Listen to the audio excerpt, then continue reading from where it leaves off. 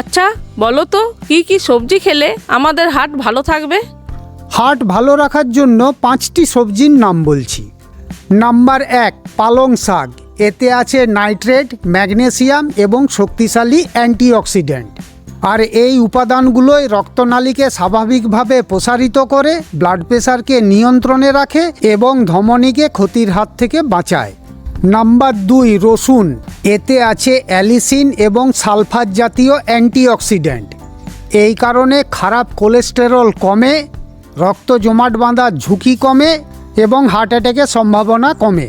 Number 3, tomato.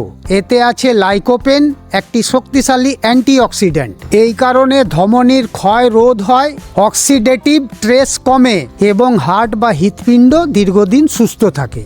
Number 4, গাজর। এতে আছে ফাইবার, পটাশিয়াম এবং বিটা ক্যারোটিন।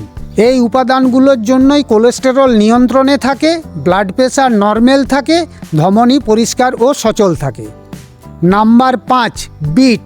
এতে আছে প্রাকৃতিক নাইট্রেট এবং অ্যান্টিঅক্সিডেন্ট। এর জন্যই রক্তনালী বা ব্লাড ভেসেল শিথিল হয়, ব্লাড প্রেশার নর্মাল হয়ে যায় এবং হার্টে রক্ত চলাচল স্বাভাবিক হয়ে যায়। এই সবজিগুলো খেলেই আপনার হার্ট ভালো থাকবে, সুস্থ থাকবে।